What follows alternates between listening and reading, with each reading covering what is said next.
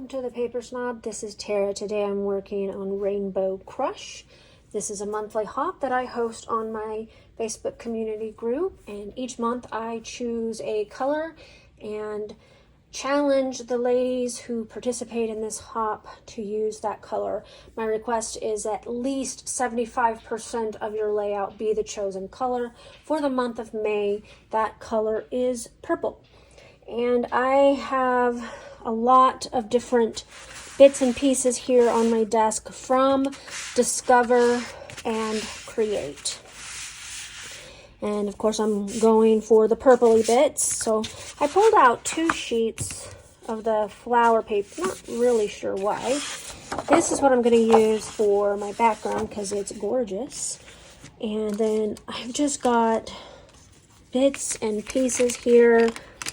I don't know what all I'm going to use, but I just pulled all the things. You know, that's the way I roll, just all the things. And what's fun is the sticker book for this collection actually is separated into color groups, so that's fun. But I just tried to pick and pull various things from the embellishments, and we'll see what I come up with.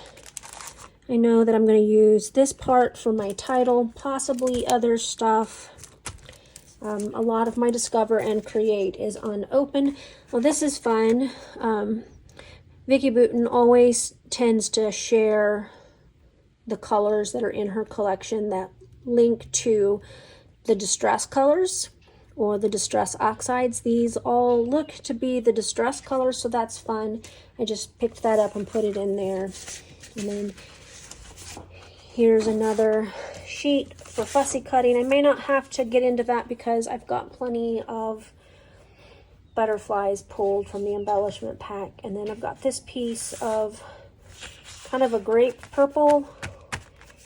May not look like that on camera, but it's a grapey purple. And it matches these, this collection matches these photos pretty well. I'm only going to use a couple of these photos. Probably this one, and thinking that one, or maybe even these two. I don't know. We'll make a decision. But I pulled out all the ones that are printed so that I could make a decision. So I'm going to pause. I'm going to get started. I'll be right back. All right, the first thing I'm going to do is I'm going to mat my photos. I did pare them down to just 2 of the photos. They were all really cute, so it's kind of hard to pare them down, but I did. I'm cutting 2 4 1/4 by 6 1/4 inch photo mats out of this, I'm going to say, grape colored pattern paper from Discover and Create. And this other shade that looks kind of like painted wood-ish. I'm going to cut a 5-inch by 12-inch border, and I'm going to use that on my back, on my gray background. This background is kind of a grayish purpley background, so a cool gray, which is why I chose it. And I'm going to go ahead and adhere my 5 by 12 piece of almost like a lilac color, but it's a dark lilac color, onto the background. I'm going to go ahead and put my photos onto the photo mats, which are too small for the photo mats. So these must be some of the photos from when I was ordering from Snapfish, and they did the true size if you wanted. Sometimes I said yes to that, and other times I said no.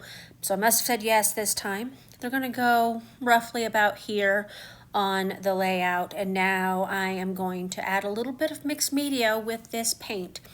This was one of the prompts for Mixed Media Mayhem a week or 2 ago, and I never got around to doing it. And so I really wanted to play with it. Turns out that this brand new bottle of paint was bad, so I had to go get a different one. And it's roughly the same color as the one that I just tossed. I didn't even try to salvage it, I just tossed it. These paints are cheap. I actually took the plastic off that one off camera. That's how I know it was new, but it was dried out, so it must have had an air gap somewhere in the ceiling because it just didn't seal properly. I'm using a foam brush. This is my favorite brush to use with a stencil and acrylic paint when I do this, because I feel like I have more control over it and it doesn't leave as many brush strokes as a regular paintbrush would. This is just personal preference and not necessarily the right way to do it. I'm gonna go ahead and add a couple more of these on here. You'll note that I masked one side off with some really ugly washi tape. That is a roll of washi tape that you can see to my left. I have one in that dispenser at all times, and it is usually one that either I don't like or I know that I absolutely will not use all of it ever. And usually it ends up being a cutesy one or one with a lot of phrases on it, because I just don't reach for those. I'm going to paint the edges of my photo mat with the leftover paint on my foam brush just for fun. It's a kind of a great way to add a little bit of dimension and texture without actually adding dimension. It just kind of makes that photo mat pop a little bit. You can be as gentle as you wish or get it messy, kind of like what I'm doing there, and that was what I was going for, so that's good. I'm also going to take one of these white chipboard hearts, and I'm going to use the acrylic paint, and I'm going to paint that as well, just to get one more item on here in that color. So now it's time to go ahead and adhere my photos to the layout. I allowed that paint to dry probably roughly an hour, hour and a half. I probably did this before my workout and then went and worked out while it was drying, and then when I showered and ate, etc., it came back to it. I have fussy cut those flowers out of that pattern paper, as well as pulled some similar ones from the ephemera pack. I have a little piece for journaling down there at the bottom. I have a title in that grape color, which I think is fun because her dress actually has both of the colors in this collection in it, which is really cool because, you know, of course I didn't plan that. And believe me, if I had known this paper had existed 20 years ago, I would have totally planned it because I'm just that crazy. I am gonna adhere a sticker to that heart from this sticker sheet, and I'm going to adhere a little tiny label down below where I'm going to journal for the date. And I've added some butterflies, and I'm going to pull in some of these letters.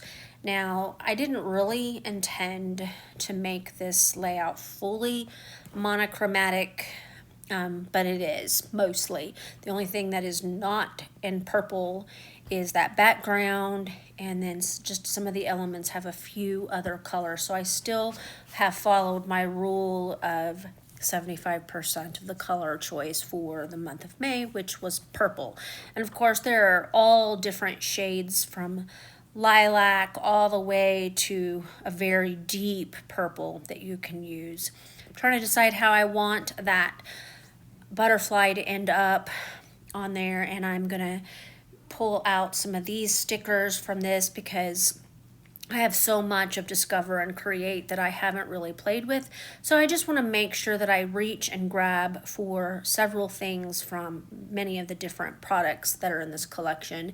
I'm using the foam hearts on this from this pack of thickers just because I had already put a chipboard thicker or heart on it that I painted, and so I'm just adding a few more. I'm also adding this little phrase that says love this. It's kind of looks like it's been stamped and then stamped again, second generation stamping, which I thought was kind of cool, and that makes me pretty happy with all of the product that I have on there so far. Okay, I got my layout completely finished. I am quite happy with the way that this turned out. Lots and lots of beautiful purple.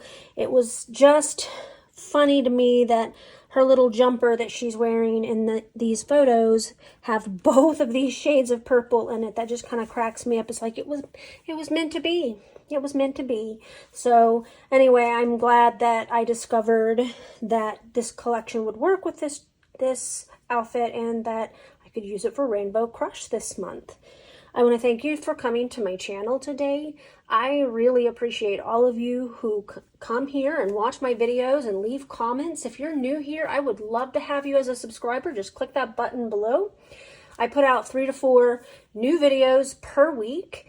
For the month of May, I'm going to be in and out because my deployed husband will be coming home on leave for a little while, which means I'm going to be spending time with him and not with y'all. So I'll see you when I get back. I'll have some things up on my channel while I'm busy with him, but not as much as I was hoping because I'm not working fast enough. I feel like I scrap fast, but just not fast enough this week. So anyway, thank you again for being here. Make sure you check out that description box below because there is a playlist as well as the list of our Instagram creators.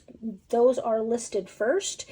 And I hope that you will check out each of those Instagram creators and leave them some love, as well as watch this playlist and leave my buddies on the playlist some love as well. I hope you have a great rest of your day. Bye.